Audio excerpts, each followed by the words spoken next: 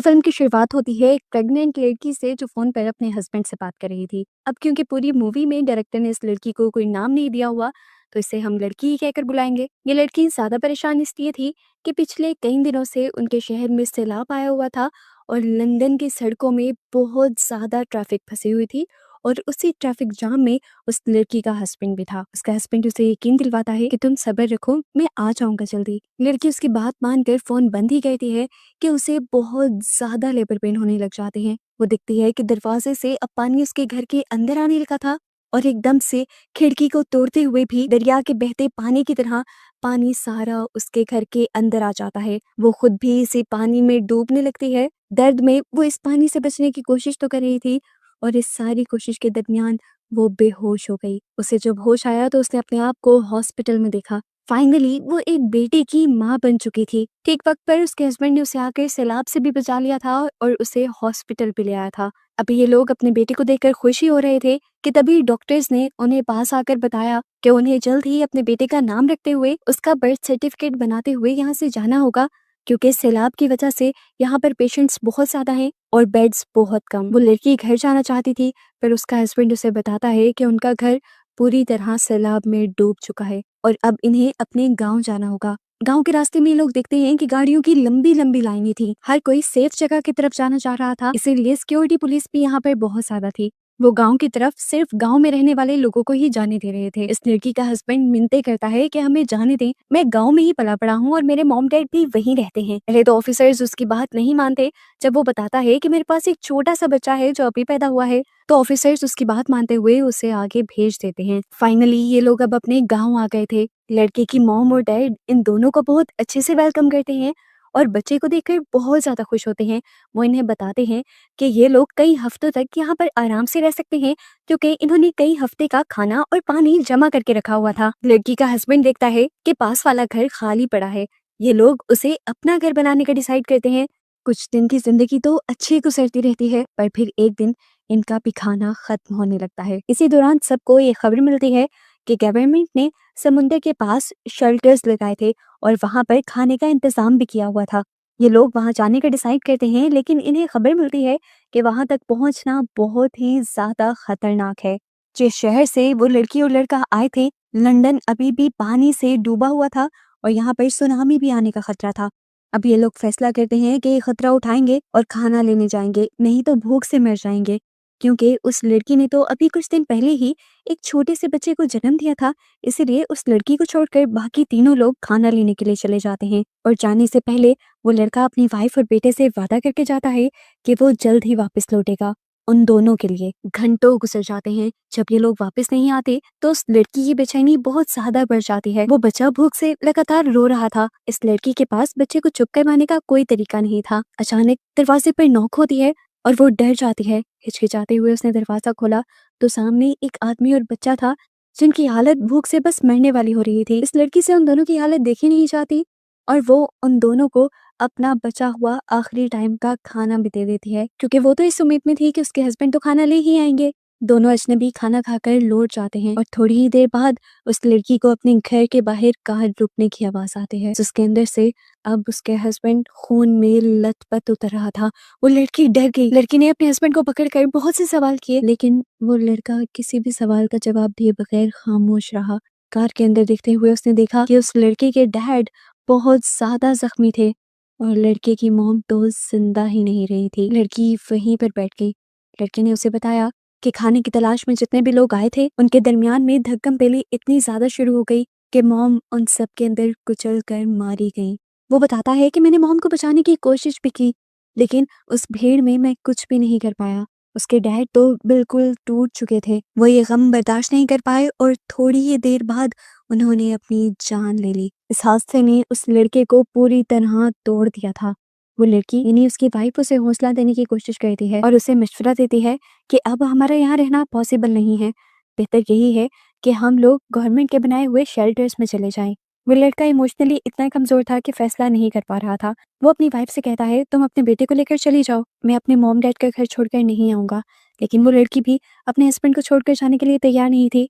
कुछ दिन और ये लोग इसी घर में गुजारते हैं, जब तक इस लड़के का लाया हुआ आखिरी खाना भी खत्म नहीं हो जाता। आखिर ये लोग शेल्टर होम्स तक जाते हैं, लेकिन वहां पर भी लड़कों का जाना अलाउड नहीं था। उस लड़की और उसके बेटे को तो रख लिया गया, लेकिन उस लड़के को बाहर निकाल दिया गया। लड़की ने अब भी अपने हस्बैंड के बगैर रहने से इनकार किया और इन दोनों ने फैसला किया कि ये लोग मिलकर अपनी कार में रहेंगे और खाना ये लोग शेल्टर से ही लेंगे। और एक रात ही कार में गुजारने के बाद इन्हें होश ठिकाने आ गई।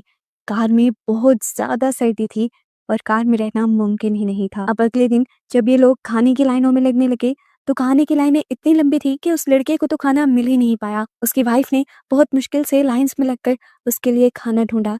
यहाँ के हालात देखकर लड़का और भी ज्यादा टूट गया। वो यहाँ से जाने का डिसाइड करता है और अपनी वाइफ को कहता है, तुम मेरे बेटे का अच्छे से ख्याल रखना। आखिर इस लड़की को भी मानना पड़ा क्योंकि वो एक माँ थी। उसके हस्बैंड के जाने के बाद उसे ये शेल्टर काटने लगा था। इतने सारे लोगों में भी वो अपने आप को अकेला महसूस करती थी और तभी उसकी मुलाकात ना से हुई, जिसका 5 माह का बेटा भी था। ना बच्चों को पालने में बहुत ज्यादा एक्सपर्ट थी और वो इस लड़की की मदद भी करती थी उसके बेटे को चुप करवाने में। ना उसे बताती है कि ये शेल्टर पहले उन सारे शेल्टर्स से बहुत अच्छा है जहाँ पर वो रहकर आ चुकी है। बाकी शेल्टर्स में चोरियां होती हैं, लोग एक दूसरे का मर्डर कर देते हैं खाने के लिए, लेकिन यहाँ पर ऐसा कुछ नहीं होता। अलबत्ता खाने के लिए लड़ाई तो होती है पर ज्यादा कुछ नहीं होता। फिर भी जिंदगी तो यहाँ पे भी सेफ नहीं थी। ना उसे बताती है कि मेरी एक फ्रेंड है बहुत अमीर, उसका एक प्राइवेट आइलैंड है। अगर हम किसी तरह वहां तक जाने में कामयाब हो जाएं तो मुझे लगता है कि हमारी लाइफ सेट हो जाएगी। क्या तुम मेरा साथ दोगी वहां तक जाने में? लेकिन वो लड़की थोड़ा सा हिचकिचा जाती है क्योंकि उसके साथ उसका हस्बैंड नहीं था और वो बाहर कहीं इंतजार कर रहा था उनका। कहाँ इंतजार कर रहा था ये भी वो नहीं जानती थी। ये लड़की अपने हस्बैंड के बारे में सोचना बंद नहीं कर सकती थी। इससे पहले कि वो लोग कोई फैसला कर पाते, एक रात उनके शेल्टर्स पर हमला हो जाता है। गन्स और पिस्टल लिए लोग उनके शेल्टर्स में घुस आते हैं और बेदर्दी से लोगों को मारने लग जाते हैं। यहाँ से सारा खाना लूट लेते हैं और यहाँ बुरी अफरा तफरी फैल जाती है। ऐसी अफरा तफरी में ना और वो औरत अपने बच्चों को बचाने के लिए अपने बच्चों को उठाकर यहाँ से भाग जाते हैं। काफी दूर चलने के बाद इन्हें फाइनली एक लिफ्ट मिल भी जाती है। जो लिफ्ट देने वाला बहुत ही बदतमीज था, उसने उन्हें आधे रास्ते में ही छोड़ दिया। वो लड़की तो अब डर रही थी कि अगर उसके हस्बैंड शेल्टर वापस आए तो वो अब उसे कैसे ढूंढ पाएंगे, लेकिन उसे अब ना मजबूत रहने को कह रही थी।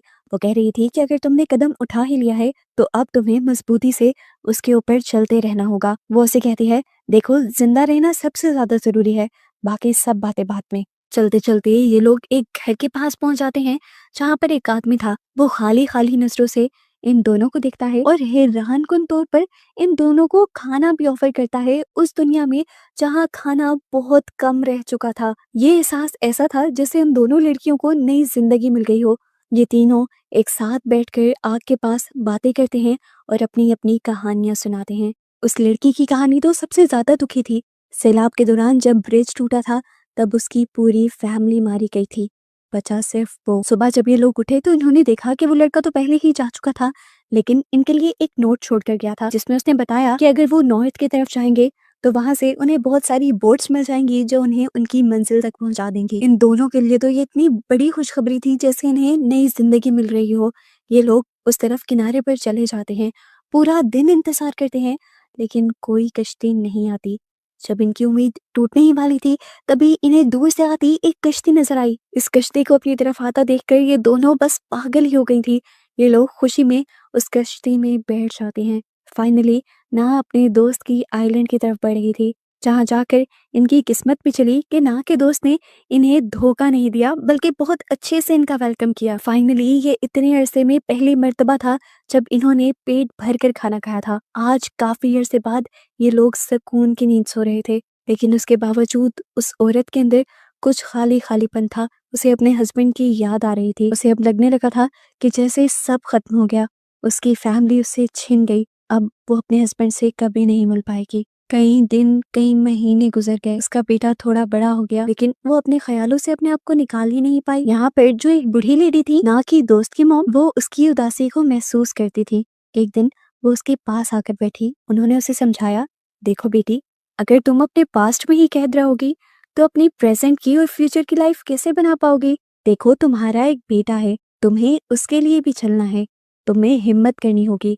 ये लड़की उनकी बात तो सुनती है लेकिन खामोश रहती है, कोई जवाब नहीं देती उन्हें। काफी देर सोचने के बाद जब वो वापस आई तो उसके अंदर एक अजीब सी हिम्मत नजर आ रही थी। उसने एक अटल फैसला कर लिया था और उसने वो फैसला सबको सुनाया कि वो वापस अपने घर जाएगी। सब उसके फैसले को पागलपन समझते हैं, उसे मना करते हैं, लेकिन अब उसने फैसला कर लिया था। ना तो रोने भी लगी, वो उसके बगैर जीने का सोच भी नहीं सकती थी। लेकिन ये लड़की ना को गले लगाती है और कहती है, समझो जैसे तुम मेरे बगैर नहीं रह पा रही, मैं उसके बगैर नहीं रह पा रही।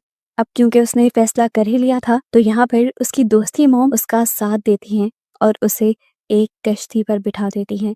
ये सफ़र उतना आसान नहीं था जितना लग रहा था। पहले उसने कश्ती से एक लंबा सफ़र किया और उस कश्ती ने उसे जंगल में छोड़ दिया। ये जंगल उसे अकेले ही पार करना था, एक छोटे बच्चे के साथ। खाना उसका ख़त्म हो गया। भूख मारने के लिए वो पत्ते तक खाने पर मजबूर हो गई। यहाँ तक कि उसे जंगली जानवरों का शिकार भी करना पड़ा ज़िंदा रहने के लिए। सब कुछ सहते हुए वो जंगल के किनारे तक पहुंची, तो उसे अपने अंदर का अच्छा इंसान भी मारना पड़ा। वो यहाँ पर एक कपल की कार चुरा कर भाग गई और फाइनली पहुंच गई लंदन। उसका शहर, उसका घर जो अब पूरी तरह बर्बाद हो चुका था, लाइफलेस हो चुका था, हर जगह यहाँ पर पानी ही पानी था। वो अपने घर आ गई। उसका घर पूरी तरह बर्बाद हो चुका था, लेकिन अब उसने यहीं से एक नई जिंदगी शुरू करने का फैसला कर लिया था, क्योंकि उसे उम्मीद थी कि उसका हस्बैंड एक दिन उसे ढूंढते हुए यहाँ ज़रूर आएगा। कुछ ही देर में उसे यहाँ पर हिलने-जुलने की आवाज़ आती है। वो देखती है कि उसकी किस्मत ने, उसकी मेहनत ने उसका साथ दे दिया था। उसका हस्बैंड भी उसे ढूंढते हुए यहाँ पर आ चुका था। ये दोनों फाइनली मिल चुके थे उसी जगह पर। ये इस लड़की की हिम्मत ही थी कि वो दोनों दोबारा मिल गए थे। नहीं तो अगर वो हिम्मत ना करती, तो शायद ये लोग कभी ना मिल पाते। अब ये लोग यहाँ से नई ज़िंदगी स्टार्ट करने वाले थे, जहाँ पर लोगों की ज़िंदगियाँ ख़त्म हो गई थी। और बस इन दोनों को ही एक साथ दिखाते हुए ये मूवी यहाँ ख़त्म हो जाती है।